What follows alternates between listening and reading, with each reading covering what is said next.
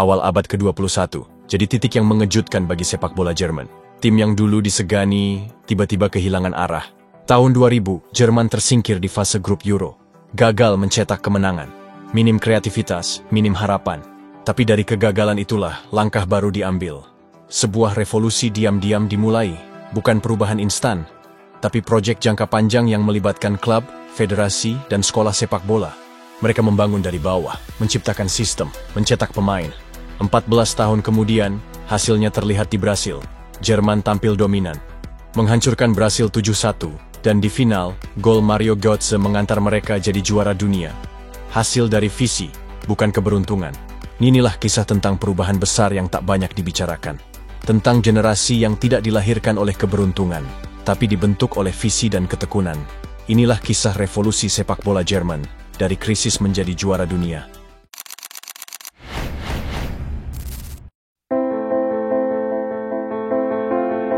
Di awal dekade 90-an, Jerman adalah raksasa yang ditakuti.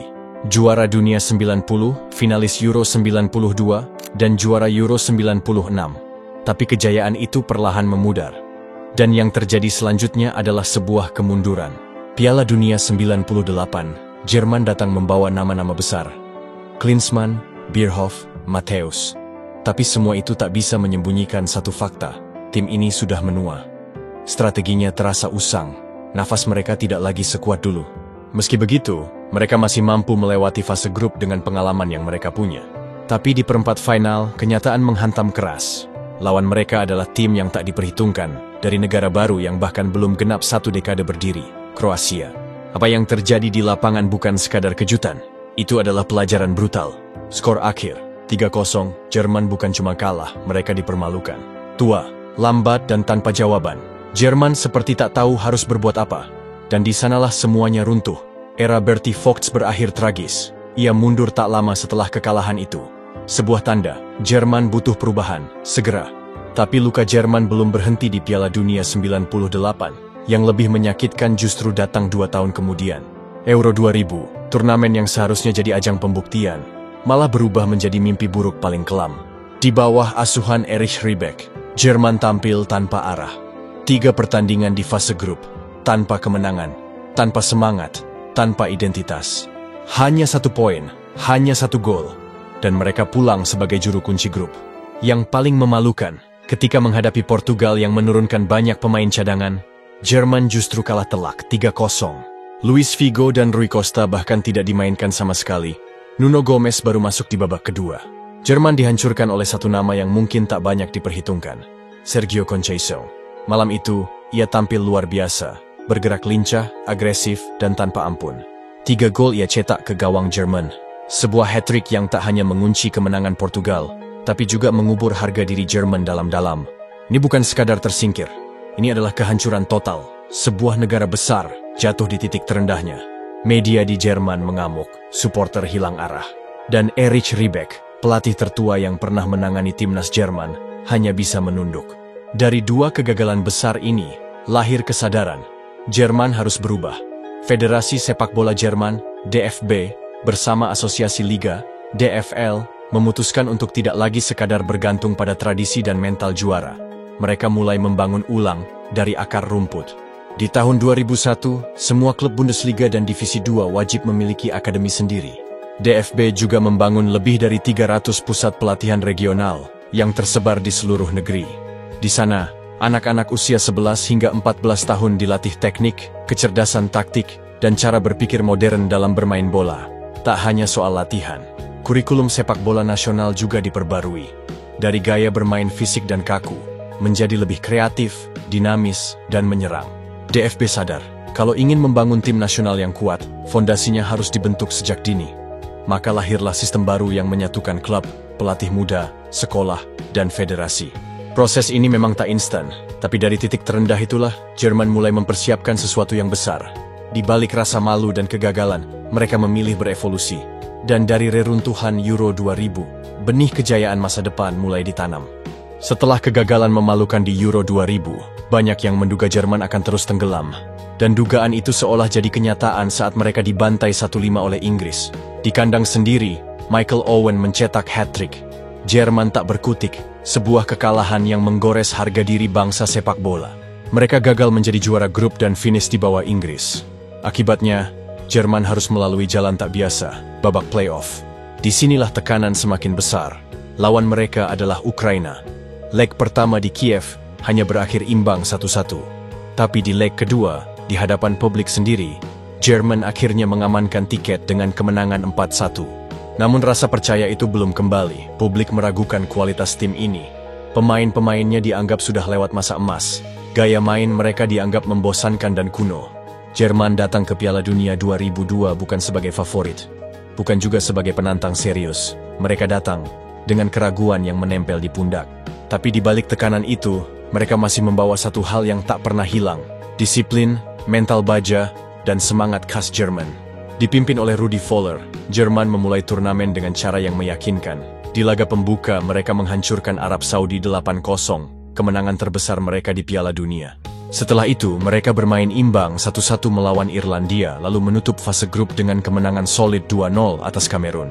Di fase gugur, jalur Jerman terbilang mulus. Paraguay, Amerika Serikat, dan Korea Selatan mereka kalahkan dengan skor yang sama, 1-0. Michael Ballack jadi sosok penting, mencetak gol penentu di perempat final dan semifinal. Tapi ada harga yang harus dibayar. Ballack mendapat kartu kuning kedua di laga lawan Korea Selatan, dan itu membuatnya harus absen di partai final. Di final, Jerman akhirnya bertemu tantangan terbesar mereka, Brasil, lawan pertama sekaligus satu-satunya yang benar-benar berada di level atas sepanjang turnamen. Dan disinilah batas Jerman terlihat. Ronaldo mencetak 2 gol, Brasil menang 2-0 dan merebut gelar dunia kelima mereka. Ini adalah pencapaian yang tak banyak orang prediksi. Setelah kekalahan dari Inggris, setelah babak playoff, dan setelah bertahun-tahun krisis, Jerman yang diremehkan tiba-tiba berdiri di final Piala Dunia. Oliver Kahn jadi simbol perjuangan itu. Penampilannya luar biasa sepanjang turnamen. Meski membuat kesalahan fatal di final, Kahn tetap meraih Golden Ball, penghargaan pemain terbaik turnamen, sesuatu yang belum pernah diraih kiper manapun sebelumnya. Kekalahan di final itu memang pahit, tapi dari sinilah kebangkitan Jerman modern perlahan dimulai. Kekalahan dari Brasil membuka mata banyak pihak. Jerman mungkin sampai final, tapi semua orang tahu, ini bukan hasil dari kekuatan sistem. Ini hasil dari pengalaman, mentalitas, dan sedikit keberuntungan. DFB tak mau mengulang kesalahan. Setelah final itu mereka mulai bergerak lebih dalam, struktur lama dibongkar. Arah baru ditetapkan. Pelatih-pelatih usia muda jadi fokus utama. Mulai 2003, DFB menerapkan standar lisensi ketat untuk siapapun yang melatih pemain muda. Mereka tak ingin pembinaan usia dini hanya diisi oleh pelatih seadanya. Anak-anak harus dibentuk oleh tangan profesional, yang bukan cuma paham sepak bola, tapi juga paham cara mengajar. Pelatihan disesuaikan dengan usia, karakter, dan kebutuhan teknis tiap kelompok umur. Pendekatannya bukan lagi asal latihan keras, tapi mendidik dengan sistem yang terukur dan berorientasi jangka panjang. Tak hanya itu, DFB juga menyusun kurikulum sepak bola nasional. Untuk pertama kalinya, semua akademi klub dan pusat pelatihan regional menggunakan pola latihan yang sama, mulai dari teknik dasar, taktik, hingga cara berpikir di lapangan. Filosofinya sederhana, anak dari manapun harus tumbuh dalam sistem yang sama.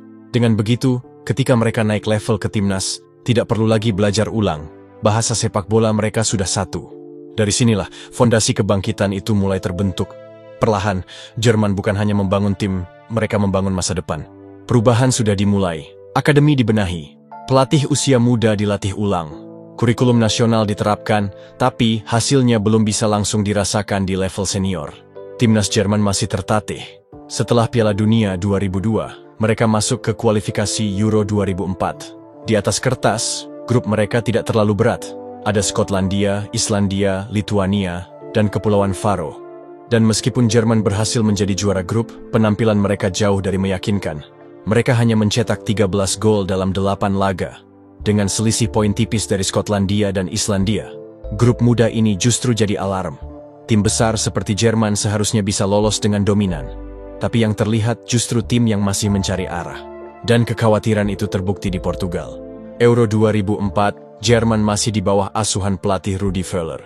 Skuad mereka masih punya nama-nama senior seperti Oliver Kahn, Christian Wurns, Jens Nowotny, dan Dietmar Hamann, tapi regenerasi perlahan mulai terlihat.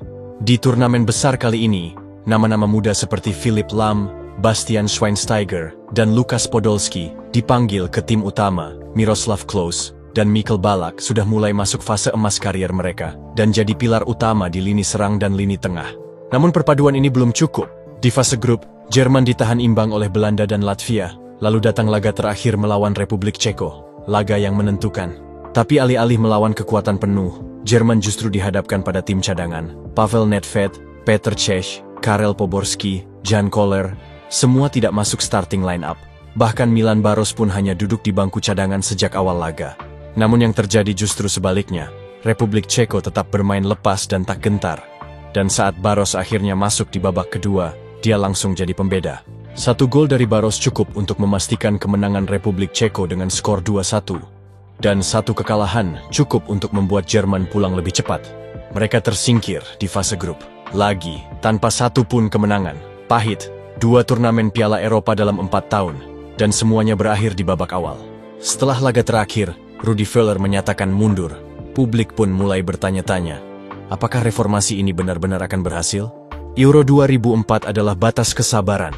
Setelah 2 turnamen Eropa beruntun berakhir di babak awal, Jerman tak bisa lagi menunggu hasil dari proyek jangka panjang yang setengah-setengah. Perubahan memang sudah dimulai sejak 2003. DFB mulai memperketat lisensi pelatih. Sistem akademi klub mulai diaudit. Pembinaan usia muda mulai diarahkan ke jalur yang lebih teknis dan modern. Tapi saat itu, semua masih berjalan perlahan. Masih ada rasa puas karena pernah masuk final di 2002. Lalu setelah Euro 2004, tim Jerman tersingkir di fase grup. Tanpa 1 pun kemenangan, malu, hancur, dan tak ada alasan lagi untuk bermain-main. Struktur tim nasional diperbarui, sistem pelatih ditata ulang, pembinaan pemain muda dipaksa naik kelas. Semua hal lama yang sudah tak relevan, dibersihkan. DFB pun mulai mengaudit akademi-akademi klub Bundesliga. Mereka mengecek fasilitas, metode latihan, pendekatan psikologis, hingga struktur jam belajar. Setiap detail dievaluasi. Karena bagi mereka, pemain muda bukan sekadar proyek. Mereka adalah pondasi. Dan pondasi yang buruk, tak akan pernah bisa menopang tim besar. Namun reformasi ini bukan cuma soal sistem. Tim nasional pun butuh wajah baru. Pada Juli 2004, DFB membuat keputusan berani. Mereka menunjuk Jurgen Klinsmann sebagai pelatih kepala. Seseorang yang belum pernah melatih 1 pertandingan pun, keputusannya langsung menuai pertanyaan. Tapi DFB tidak sedang mencari pelatih biasa. Mereka mencari pemimpin perubahan. Klinsmann datang dengan ide besar. Ia bukan sekadar ganti strategi, dia ganti cara kerja. Ia membentuk struktur baru di timnas. Oliver Bierhoff ditunjuk sebagai manajer tim. Joachim Löw dibawa sebagai tangan kanan untuk urusan taktik. Klinsmann pun membawa filosofi baru ke dalam latihan, lebih cepat, lebih agresif, lebih menyerang, latihan berbasis data, analisis video. Dia juga mulai menjadikan wajah-wajah muda seperti Philipp Lahm, Bastian Schweinsteiger, Lukas Podolski, bukan hanya untuk mengisi bangku cadangan, tapi untuk belajar, bermain, dan berkembang. Publik belum yakin mereka siap, tapi Klinsmann yakin masa depan tak akan pernah siap jika tidak diberi kesempatan. Dan dari sanalah semuanya dimulai, bukan hanya sekadar tim baru, tapi sebuah revolusi sepak bola yang akan mengguncang dunia dalam beberapa tahun ke depan. Setahun setelah penunjukan Jurgen Klinsmann, Jerman bersiap menjalani ujian pertama, bukan di Euro, bukan di Piala Dunia, tapi di sebuah turnamen pemanasan yang sering diremehkan, Piala Konfederasi 2005. Tapi bagi DFB, ini bukan sekadar turnamen, ini adalah panggung pertama dari wajah baru sepak bola mereka. Jerman jadi tuan rumah, dan sejak laga pertama, publik melihat sesuatu yang berbeda. Tim ini bermain lebih cepat, lebih agresif, dan berani menyerang. Bukan lagi tim Jerman yang kaku dan penuh perhitungan. Ini tim yang sedang mencari jati diri baru. Di fase grup, mereka menang atas Australia dan Tunisia, lalu bermain imbang dengan Argentina dalam laga sengit. Di semifinal, mereka tersingkir oleh Brasil, tapi menutup turnamen dengan kemenangan dramatis 4-3 atas Meksiko untuk merebut posisi ketiga. Mereka tak juara, tapi itu bukan masalah. Yang penting, harapan kembali muncul. Gaya main mereka berubah. Suporternya mulai antusias lagi. Dan yang paling penting, regenerasi mulai nyata. Dalam turnamen ini, muncul nama-nama yang sebelumnya hanya bayangan. Per Mertesacker, Lukas Podolski, Bastian Schweinsteiger. Mereka bukan lagi pemain muda yang menunggu giliran. Mereka sudah masuk ke panggung utama. Klinsmann tak hanya percaya pada sistem, dia percaya pada anak-anak muda ini. Dan perlahan, publik mulai melihat bahwa proyek reformasi DFB bukan hanya teori. Tapi di balik sorotan terhadap skuad muda ini, ada satu hal yang jarang disadari banyak orang. Tim pelatih dan manajemen juga tengah dibangun dari fondasi yang kuat. Joachim Löw, tangan kanan Klinsmann, mulai mengambil alih detail taktik dan strategi permainan. Sementara Oliver Bierhoff, mantan striker timnas, bertugas menjaga harmoni antara pemain dan publik. Klinsmann tahu ia bukan ahli dalam semua hal, tapi dia membangun tim kerja, dan justru itulah kekuatannya. Menjelang Piala Dunia 2006, satu keputusan mengejutkan diumumkan. Klinsmann mencadangkan Oliver Kahn.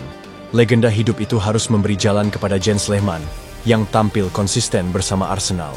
Keputusan ini nyaris memecah ruang ganti, tapi itu adalah pernyataan tegas. Tidak ada jaminan di tim ini, hanya performa yang bicara. Lalu tibalah saatnya, turnamen sesungguhnya, di tanah sendiri, di depan publik sendiri, dan untuk pertama kalinya dalam satu dekade, Jerman bermain tanpa rasa takut. Mereka membuka turnamen dengan kemenangan 4-2 atas Costa Rica, lalu menang 1-0 atas Polandia dan menutup fase grup dengan kemenangan meyakinkan 3-0 atas Ekuador. Di babak 16 besar, 2 gol cepat dari Podolski membawa mereka menyingkirkan Swedia. Lalu perempat final, drama besar. Lawan Argentina, Jerman tertinggal lebih dulu. Tapi Ballack dan kawan-kawan tak menyerah, skor disamakan. Laga lanjut ke adu penalti, dan di bawah mistar, Lehmann jadi pahlawan. Di semifinal, mereka harus menghadapi Italia. Duel berjalan ketat hingga menit ke-118. Tapi nasib berkata lain. 2 gol kilat dari Azzurri di menit akhir membuat Jerman jatuh di depan gerbang final. Tapi mereka bangkit dan menutup turnamen dengan kemenangan 3-1 atas Portugal, juara ketiga dunia, di rumah sendiri, dengan wajah baru. Yang mereka menangkan di turnamen ini bukan piala, tapi kepercayaan publik. Gaya main mereka berubah. Pemain muda mereka bersinar, dan revolusi yang dimulai dengan keraguan, kini berubah jadi keyakinan. Piala Dunia 2006 bukanlah akhir, justru disinilah semuanya dimulai. Generasi baru telah lahir, sistem baru telah terbentuk, dan sepak bola Jerman telah menemukan arah barunya. Setelah euforia Piala Dunia 2006 mereda, Jerman kembali menatap ke depan. Mereka sudah berhasil mengembalikan harapan publik, membangkitkan gairah sepak bola yang lama padam, dan memperkenalkan wajah baru permainan yang lebih segar. Tapi semua itu belum cukup. Gelar belum diraih, dan perubahan yang sudah dimulai belum selesai. Di tengah antusiasme yang membuncah, justru sebuah kabar mengejutkan datang. Jürgen Klinsmann memutuskan mundur. Ia pergi bukan karena kegagalan, tapi karena merasa tugasnya telah selesai. Klinsmann memang orang yang susah ditebak, baik sebagai pemain maupun pelatih. Namun ia tidak meninggalkan kehampaan. Ia meninggalkan sebuah fondasi kokoh, dan orang kepercayaannya sejak awal perjalanan, Joachim Löw. Joachim Löw bukan sosok flamboyan, tidak banyak bicara, tidak banyak gaya, tapi ia tahu satu hal. Tim ini belum selesai dibentuk. Dan yang menarik, Löw tidak bekerja sendirian. Ia ditemani oleh Hansi Flick, yang juga ikut menjadi arsitek taktik dan analisis permainan. Keduanya adalah otak dari evolusi Jerman selanjutnya. Saat memulai tugasnya sebagai pelatih kepala di tahun 2006, Löw tidak langsung merombak semua yang telah dibangun. Sebaliknya, ia merawat fondasi Klinsmann, lalu menambahkan kestabilan yang dulu masih hilang. Gaya menyerang tetap dipertahankan, dinamis, agresif, cepat. Tapi kini, ada sentuhan kontrol, ketenangan, dan penguasaan bola yang lebih matang. Philipp Lahm, Schweinsteiger, Podolski, mereka tumbuh dewasa dalam sistem ini. Sementara nama-nama senior seperti Ballack dan Klose tetap dijaga perannya sebagai pilar utama tim. Perjalanan ini berlanjut ke Euro 2008. Turnamen ini bukan hanya tentang hasil, tapi tentang pembuktian bahwa gaya baru Jerman bukan sekadar eksperimen sesaat. Di fase grup, Jerman tampil cukup solid, menang atas Polandia dan Austria meski sempat kalah dari Kroasia. Tapi semakin masuk ke fase gugur, tim ini mulai menunjukkan karakter sejatinya. Portugal dikalahkan 3-2 di perempat final, Turki disingkirkan lewat laga dramatis 3-2 di semifinal, dan mereka tiba di final, menghadapi tim yang sedang naik daun, Spanyol. Jerman kalah tipis 1-0 lewat gol Fernando Torres. Kekalahan di final memang selalu sakit, tapi publik Jerman tidak kecewa. Karena kali ini, mereka bisa melihat arah yang jelas. Tim ini bermain modern, bukan Jerman yang dulu. Di luar lapangan, reformasi yang dimulai sejak awal 2000-an mulai menunjukkan hasil paling nyata. Bukan hanya di tim senior, tapi juga di jalur bawah, akademi. Nama-nama seperti Manuel Neuer, yang mulai mencuri perhatian lewat penampilan gemilangnya bersama Schalke. Dengan refleks tajam dan keberanian ekstrem keluar dari sarangnya, menjadi pelopor sweeper kiper modern. Mesut Ozil, si jenius yang saat itu bermain untuk Werder Bremen, memikat publik lewat visi bermain luar biasa dan umpan-umpan yang terasa seperti sulap di lapangan. Toni Kroos, anak emas Bayern München yang sempat dipinjamkan ke Bayer Leverkusen, tampil tenang dan presisi, seorang arsitek lini tengah yang sudah berpikir 3 langkah di depan. Mats Hummels dari Borussia Dortmund, dikenal sebagai bek elegan, dengan kemampuan distribusi bola dan pembacaan permainan yang jarang dimiliki pemain belakang. Jerome Boateng, dari Hamburger SV, mengandalkan kekuatan fisik, kecepatan, dan fleksibilitas, bisa diandalkan di posisi manapun di lini pertahanan. Thomas Müller, si Raumdeuter dari Bayern München, punya naluri posisi yang luar biasa. Walau tak mencolok secara teknik, ia selalu muncul di momen dan ruang yang paling menentukan. Dan tentu saja Sami Khedira, gelandang box-to-box milik VfB Stuttgart, membawa energi luar biasa, kuat secara fisik, disiplin, dan mampu menyatukan lini tengah dengan keseimbangan yang kokoh. Mereka bukan hanya barisan pemain muda berbakat, mereka adalah hasil dari revolusi akademi, revolusi sistem. Dan mereka adalah alasan kenapa publik mulai percaya bahwa masa depan Jerman sudah berada di tangan yang tepat, sistem yang menekankan teknik, visi bermain, dan kekuatan mental. Hansi Flick, sebagai asisten pelatih, ikut terlibat dalam mengamati, menganalisis, dan mengembangkan pemain-pemain ini. Bersama Löw, mereka membentuk jalur yang menghubungkan generasi, dari akademi ke tim nasional. Kualifikasi Piala Dunia 2010 menjadi ujian berikutnya. Tapi Jerman justru semakin meyakinkan, tak terkalahkan, konsisten, dan punya sistem permainan yang makin kokoh. Setiap pertandingan terasa seperti kepingan puzzle yang terus melengkapi satu sama lain. Setiap keputusan taktik semakin presisi, dan setiap pemain baru, bukan hanya pengganti, tapi bagian dari rencana besar. Joachim Löw dan Hansi Flick, dua kepala yang saling melengkapi, membawa Jerman bukan sekadar kembali, tapi bertransformasi. Dalam 3 tahun sejak Klinsmann pergi, Jerman bukan hanya bertahan, mereka tumbuh. Dan saat dunia melihat ke Afrika Selatan, mereka tak lagi melihat Jerman yang lama. Yang terlihat adalah generasi baru, dengan ambisi lama yang siap diselesaikan. Ketika daftar skuad untuk Piala Dunia 2010 diumumkan, publik sempat terkejut, bukan karena kualitas, tapi karena komposisi yang jauh lebih muda dari biasanya. Jerman datang dengan salah satu skuad termuda di turnamen, bersama Ghana dan Korea Utara. Di antara nama-nama senior seperti Klose, Lam, dan Mertesacker, terselip wajah-wajah segar yang baru mencicipi panggung internasional. Rata-rata usianya sekitar 24 tahun. Banyak yang belum mencatatkan 10 caps di timnas. Tapi bagi Joachim Löw, ini bukan pertaruhan. Ini adalah langkah sadar. Karena masa depan tak bisa ditunda, dan perubahan besar memang harus dimulai dari sekarang. Saat mereka mendarat di Afrika Selatan, tak ada ekspektasi tinggi, tak ada beban sejarah yang membebani pundak mereka, dan justru itulah yang membuat mereka berbahaya. Pemain-pemain seperti Mesut Ozil, baru berusia 21 tahun, tampil sebagai pusat kreativitas. Thomas Müller, yang bahkan masih 20 tahun, langsung jadi ancaman nyata di lini depan. Lalu ada Khedira, Boateng, Badstuber, dan Kroos, semua muncul di turnamen ini bukan sekadar pelengkap, tapi bagian penting dari kerangka tim. Mereka datang untuk menunjukkan bahwa Jerman telah berubah, bahwa masa depan itu sudah tiba. Di babak grup, Jerman langsung menunjukkan jati dirinya. Mereka menghajar Australia 4-0 di laga pembuka, cepat, agresif, dan efisien. Sejak menit pertama, permainan Jerman begitu terorganisir.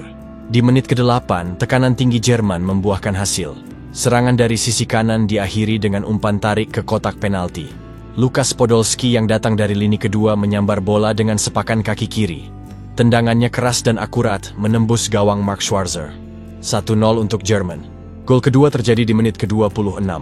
Umpan silang akurat dari Philipp Lahm ditempuh oleh Miroslav Klose yang menyundul bola ke sudut atas gawang dengan presisi.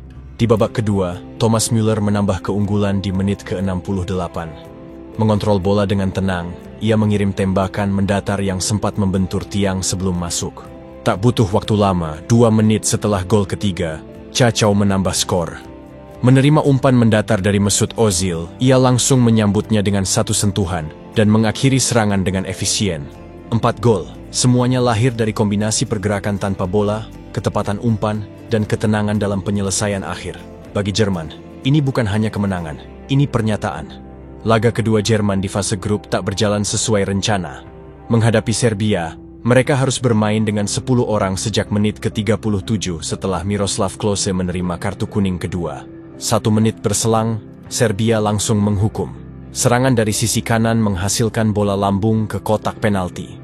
Nikola Žigić menanduk bola ke bawah, dan Milan Jovanovic menyambutnya dengan tembakan jarak dekat. Serbia unggul 1-0. Jerman sebenarnya punya peluang emas untuk menyamakan skor. Di menit ke-59, mereka mendapat penalti setelah handball Nemanja Vidic. Tapi eksekusi Lukas Podolski berhasil ditepis oleh kiper Serbia, Vladimir Stojkovic. Sampai akhir laga, Jerman terus menekan, tapi tak ada gol tercipta.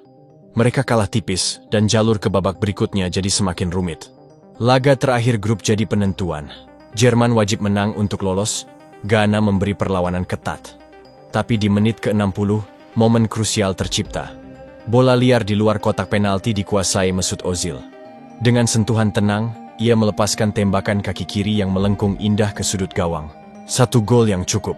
Jerman menang tipis 1-0 dan memastikan tempat di babak 16 besar. Tidak mudah, tapi mereka tetap melangkah. Di babak 16 besar, Jerman bertemu Inggris, laga klasik dengan tensi tinggi.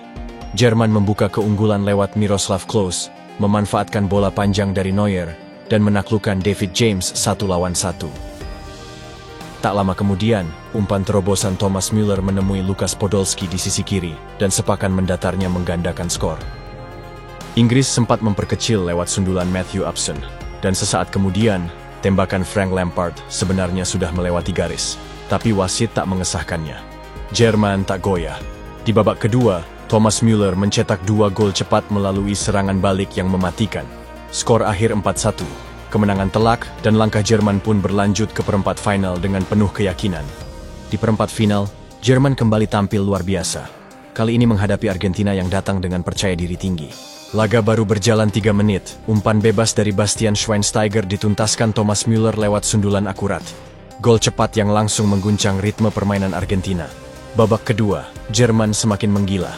Serangan balik cepat di menit ke-67 ditutup Miroslav Klose dengan penyelesaian mudah setelah menerima umpan dari Podolski. 7 menit berselang, Arne Friedrich memperbesar keunggulan. Aksi Schweinsteiger menembus kotak penalti diakhiri umpan tarik yang disambar Friedrich untuk gol ketiga. Dan di menit ke-89, pesta ditutup Klose. Kali ini lewat tendangan jarak dekat memanfaatkan assist dari Mesut Ozil. 4-0. Jerman bukan hanya menang. Mereka mempermalukan Argentina dengan permainan kolektif, disiplin, dan tajam di setiap momen. Sebelum laga semifinal dimulai, sorotan dunia tak hanya tertuju pada strategi atau pemain, tapi juga pada seekor gurita bernama Paul. Dari sebuah akuarium di Jerman, Paul kembali membuat ramalan. Kali ini, ia memilih bendera Spanyol. Namun saat pertandingan dimulai, seolah ramalan itu mulai menemukan jalannya. Jerman mencoba tampil agresif, tapi Spanyol bermain dengan kontrol penuh. Mereka mendominasi bola, mengatur tempo, dan perlahan membuat Jerman kehilangan ritme.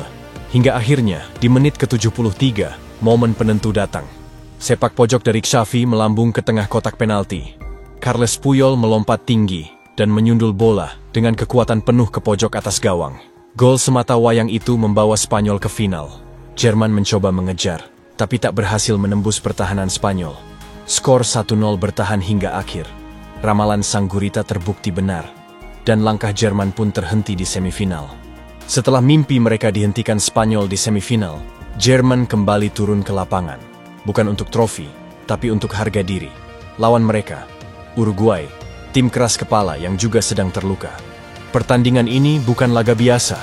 Ini tentang bagaimana menutup cerita dengan terhormat. Menit ke-19, Thomas Müller membuka skor. Bola muntah dari tembakan Schweinsteiger dia sambar tanpa pikir panjang. Gol itu seakan jadi pengingat, Jerman belum selesai. Tapi Uruguay merespons dengan mental baja. Cavani menyamakan kedudukan, lalu Forlan membalikkan skor dengan tendangan voli luar biasa, gol yang tak akan cepat dilupakan. Namun Jerman tidak panik, mereka bangkit. Marcel Jansen menyamakan skor lewat sundulan cepat. Dan saat waktu hampir habis, sepak pojok jadi penentu. Bola liar jatuh ke kaki Sami Khedira. Satu momen, satu gerakan tenang, satu sundulan, dan Jerman kembali unggul. Di detik terakhir, Forlan nyaris menyamakan lewat tendangan bebas yang membentur mistar. Tapi peluit panjang berbunyi, 3-2. Jerman menang. Bukan final, bukan trofi. Tapi mereka pulang dengan sesuatu yang lebih dari sekadar medali perunggu. Fondasi kokoh, identitas baru, dan generasi yang telah menunjukkan siapa mereka sebenarnya. Turnamen ini telah mengubah pandangan dunia terhadap Jerman. Bukan lagi tim tua dengan gaya defensif, tapi tim muda yang dinamis dan penuh potensi. Piala Dunia 2010 bukanlah puncak dari perjalanan panjang ini, tapi dari sinilah segalanya jadi semakin nyata. Reformasi DFB sudah melahirkan satu generasi emas, dan lebih banyak lagi sedang dalam perjalanan. Jerman belum juara, tapi mereka sudah siap. Dan sekarang, satu pertanyaan mulai terdengar di seluruh penjuru negeri.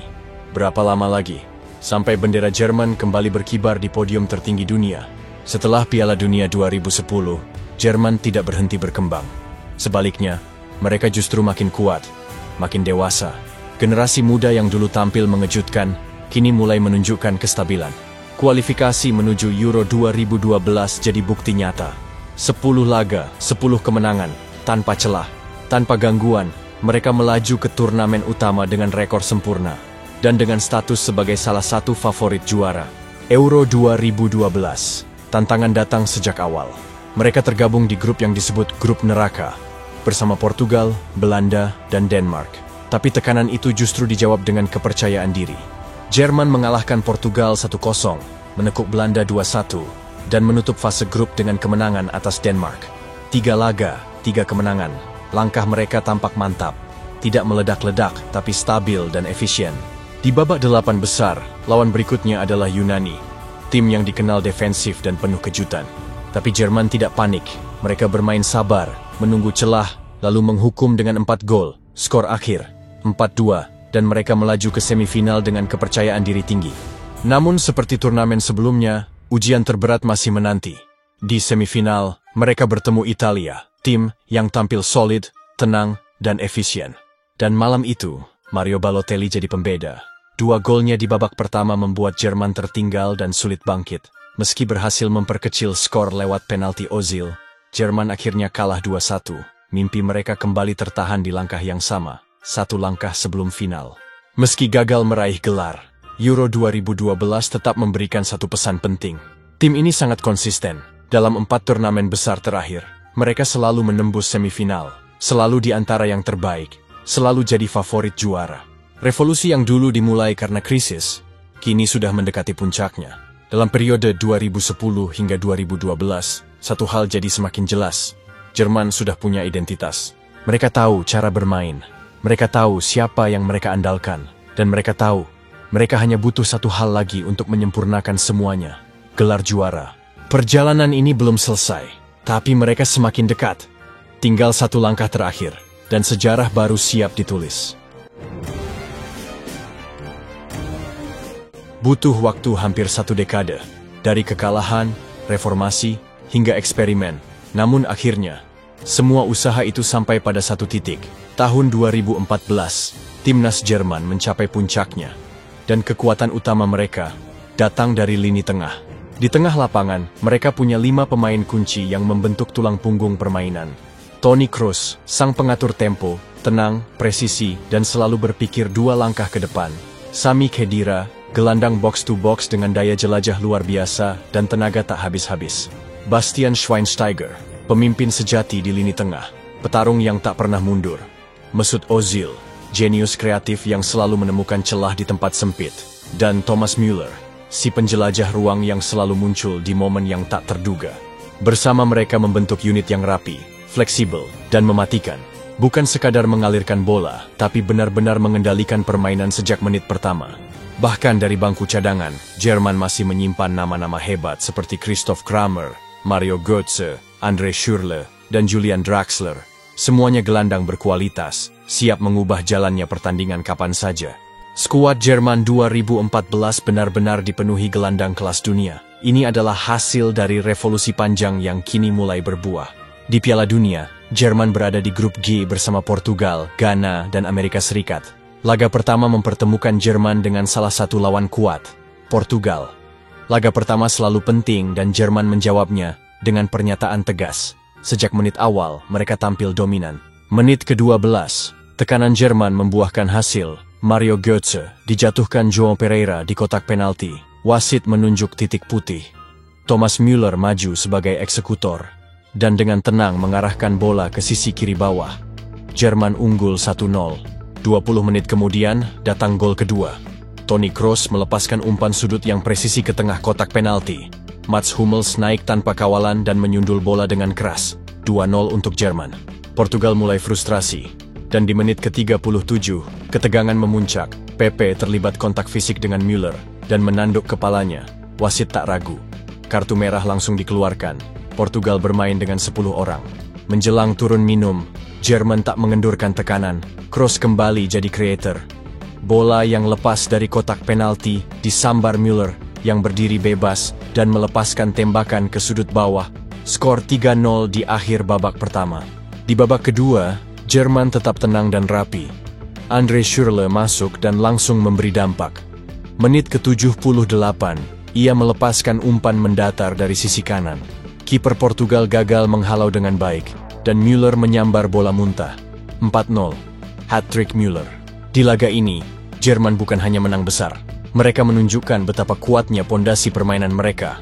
Laga ini jadi pembuka yang sempurna untuk Jerman. Bukan hanya soal skor 4-0, tapi cara mereka melakukannya dengan presisi, dengan organisasi, dengan kepercayaan diri, dari lini tengah, semua dimulai. Setelah kemenangan besar atas Portugal, Jerman mulai dianggap sebagai salah satu favorit juara. Tapi di laga kedua melawan Ghana, mereka dihadapkan pada tantangan berbeda. Fisik, tempo tinggi, dan tekanan konstan. Babak pertama berakhir tanpa gol. Ghana menekan tinggi, membuat Jerman kesulitan membangun serangan. Tapi seperti biasa, tim ini sabar. Menit ke-51, Jerman akhirnya memecah kebuntuan. Sebuah umpan silang dari Müller disambut Mario Götze. Sundulannya sempat memantul ke lututnya sendiri dan masuk. 1-0 untuk Jerman. Namun hanya 2 menit kemudian, Ghana membalas. Andre Ayew mencetak gol penyama lewat sundulan keras. Dan pada menit ke-63, Asamoah Gyan memanfaatkan kesalahan lini belakang Jerman, membalikkan skor jadi 2-1. Dalam situasi tertinggal, Jerman merespons dengan pergantian penting. Miroslav Klose masuk, dan hanya 2 menit berselang, ia mencetak gol penyeimbang melalui tap-in di tiang jauh. Gol ke-15-nya di Piala Dunia, menyamai rekor milik Ronaldo Brasil, skor akhir 2-2. Jerman tak sempurna, tapi tetap menunjukkan karakter besar, bangkit saat tertinggal, dan menyelamatkan 1 poin dari laga yang sulit. Laga ketiga mempertemukan Jerman dengan wajah lama. Jurgen Klinsmann, pelatih Amerika Serikat, yang pernah memulai revolusi di tubuh DFB. Tapi di atas lapangan, tak ada ruang untuk nostalgia. Hujan deras turun di Recife, lapangan tergenang, dan permainan jadi lebih fisik. Namun Jerman tetap tenang, mereka tak terburu-buru. Pada menit ke-55, Thomas Müller berhasil mencetak gol. Dengan satu sentuhan kaki kanan, Müller menaruh bola ke sudut jauh, 1-0. Setelah unggul, Jerman mengatur tempo. Mereka tidak memaksakan diri, cukup menjaga kestabilan dan menjaga keunggulan. Amerika Serikat berusaha menekan di menit-menit akhir, tapi lini belakang Jerman solid, skor tetap bertahan hingga peluit panjang. Dari 3 pertandingan, Jerman meraih 7 poin. Mereka lolos sebagai juara grup G. Tapi yang lebih penting dari hasil adalah cara mereka bermain. Mereka sudah menunjukkan sisi lengkap, tajam saat menyerang, tangguh saat ditekan, dan cerdas saat mengontrol pertandingan. Fase grup bukan hanya tentang lolos, tapi tentang membentuk identitas. Dan Jerman sudah mulai menemukan bentuk terbaiknya. Setelah lolos dari fase grup dengan status juara, Jerman memasuki babak 16 besar. Dan disinilah segalanya mulai terasa berbeda. Lawannya bukan tim unggulan, tapi bukan juga lawan mudah. Aljazair, tim yang tampil penuh semangat dan tak gentar melawan siapapun. Dari menit pertama, Aljazair langsung menekan. Gaya main mereka agresif, cepat, dan berani. Sesuatu yang tidak banyak tim lakukan saat bertemu Jerman. Beberapa kali, lini belakang Jerman keteteran. Manuel Neuer dipaksa keluar dari zona nyamannya. Berkali-kali, tak sedikit yang mulai khawatir. Apakah Jerman benar-benar siap untuk turnamen ini? Waktu berjalan. Skor masih 0-0, Jerman menguasai bola, tapi tak menemukan celah. Aljazair bertahan dengan disiplin, dan sesekali melancarkan serangan balik yang mematikan. Publik mulai gelisah. Tim yang begitu dominan saat lawan Portugal, kini seperti kehilangan ide. Memasuki babak tambahan, Jerman akhirnya menemukan momentumnya. Menit ke-92, Thomas Müller bergerak dari sisi kiri, mengirim umpan datar ke kotak penalti. Dan di sanalah Andre Schürrle berada. Dengan satu sentuhan, sebuah gerakan refleks yang cerdik, ia menyambar bola masuk ke gawang, gol pembuka. 1-0 untuk Jerman. Aljazair tidak menyerah. Mereka tetap menekan hingga akhir. Tapi Jerman kini lebih tenang. Menit ke-120, Mesut Ozil menggandakan keunggulan lewat sepakan keras dari dalam kotak penalti. Dan meskipun Aljazair mencetak gol balasan beberapa detik sebelum laga usai, skor akhir tetap 2-1. Jerman lolos, tapi ini bukan kemenangan yang mudah. Laga ini memberi pelajaran besar. Turnamen tidak hanya dimenangkan oleh taktik, tapi oleh mentalitas dan pengalaman. Dan Jerman membuktikan bahwa mereka punya keduanya. Tim ini belum sempurna, tapi mereka tahu bagaimana bertahan, dan tahu kapan harus membunuh laga. Setelah lolos dengan susah payah dari hadangan Aljazair, Jerman melangkah ke babak 8 besar. Dan di laga ini, mereka menghadapi salah satu lawan terberat, Prancis. Tim muda penuh energi, dipimpin oleh Paul Pogba, Benzema, Varane, dan Lloris. Prancis datang dengan kepercayaan diri tinggi, tapi Jerman, mereka datang dengan sesuatu yang tak kalah penting, pengalaman. Pertandingan baru berjalan 12 menit, dan Jerman langsung mencetak gol. Berawal dari tendangan bebas Toni Kroos, bola melambung ke depan gawang. Bek tengah Mats Hummels naik paling tinggi, mengalahkan Varane di udara, dan menyundul bola ke tiang atas. Gol. 1-0 untuk Jerman. Satu serangan, satu eksekusi sempurna. Setelah unggul, Jerman tak bermain pasif, tapi juga tidak sembrono. Mereka menjaga tempo, mengontrol bola, dan memperlambat ritme ketika dibutuhkan. Semakin dekat ke akhir laga, Prancis makin berani. Peluang demi peluang tercipta, terutama dari Karim Benzema. Namun berkali-kali pula Manuel Neuer jadi penghalang. Menit ke-94, detik-detik terakhir laga. Benzema melepaskan tendangan keras ke tiang dekat, tapi Neuer menepisnya dengan refleks luar biasa. Itu jadi penyelamatan terakhir, dan pengunci kemenangan. Tidak banyak gol, tidak ada pesta. Tapi di turnamen seperti ini, yang penting bukan cara menang, tapi bagaimana bertahan sampai akhir. Dan di laga ini, Jerman membuktikan diri sebagai tim yang matang, efisien, dan sangat siap. Setelah menyingkirkan Prancis di perempat final, Jerman melangkah ke semifinal menghadapi Brasil, sang tuan rumah yang begitu percaya diri bisa menjadi juara di rumah sendiri. Tapi kenyataan yang terjadi di Stadion Mineirão, Belo Horizonte, jauh dari apa yang dibayangkan dunia. Laga baru berjalan 11 menit, Jerman sudah mencetak gol pertama, Thomas Müller. Berdiri tanpa pengawalan, menyambut sepak pojok Toni Kroos, dan mengubah skor jadi 1-0. Brasil terpukul, tapi tak ada yang menyangka, mimpi buruk baru saja dimulai. Pada menit ke-23, Miroslav Klose mencetak gol kedua. Bukan hanya menggandakan keunggulan, gol ini juga menjadikannya top skor sepanjang masa Piala Dunia, melewati rekor milik Ronaldo. 2 menit kemudian, Toni Kroos mencetak gol ketiga. Dan hanya 1 menit berselang, Kroos kembali mencetak gol keempat. Brace tercepat dalam sejarah semifinal Piala Dunia. Brasil benar-benar lumpuh. Menit ke-29, Sami Khedira mencetak gol kelima setelah kombinasi apik dengan Ozil. Skor 5-0, hanya dalam 29 menit. Babak kedua berjalan, Jerman tidak mengendurkan permainan. Di menit ke-69 dan 79, Andre Schürrle, yang masuk menggantikan Klose, menambah 2 gol lagi. Salah satunya dicetak lewat tendangan keras dari sudut sempit, gol yang membungkam stadion. Brasil hanya mampu membalas 1 gol di menit ke-90 lewat Oscar, tapi itu tidak mengubah apapun. Ini bukan sekadar kekalahan. Ini adalah aib terbesar dalam sejarah sepak bola Brasil. Mereka takluk di depan publik sendiri dengan skor yang tak pernah dibayangkan. Brasil bermain tanpa Thiago Silva dan Neymar. Dan itu terlihat jelas. Mereka kehilangan struktur, kehilangan kepemimpinan, dan akhirnya kehilangan kendali. Sementara Jerman tampil sebagai mesin yang nyaris sempurna. Koordinasi antar lini berjalan mulus. Serangan mereka cepat, tepat, dan tak memberi waktu lawan bernapas. Ini adalah malam di mana revolusi yang dibangun sejak tahun 2000 mencapai puncaknya. Dan kini, hanya 1 langkah tersisa menuju gelar. Setelah lebih dari 1 dekade reformasi dan pembangunan jangka panjang, Jerman akhirnya tiba di titik paling penting, final Piala Dunia 2014 di Stadion Legendaris Maracana, Rio de Janeiro. Lawan mereka bukan sembarangan, Argentina, yang dipimpin Lionel Messi, salah satu pemain terbaik sepanjang masa, siap menjadi penghalang terakhir dalam misi besar ini. Sejak peluit pertama, pertandingan berjalan hati-hati, Jerman menguasai bola, tapi Argentina lebih tajam dalam serangan balik. Di babak pertama, Gonzalo Higuain mendapat peluang emas, 1-1 dengan Neuer, tapi tembakannya melebar. Beberapa menit kemudian, Higuain mencetak gol, namun dianulir karena offside. Jerman merespons. Toni Kroos dan Mesut Ozil mulai menemukan celah.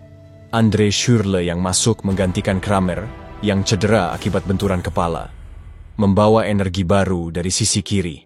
Tapi hingga babak pertama berakhir, skor masih 0-0. Di babak kedua, tempo tetap tinggi. Messi nyaris mencetak gol, tapi tembakannya melebar tipis di tiang jauh. Waktu terus berjalan. Kedua tim menjaga organisasi.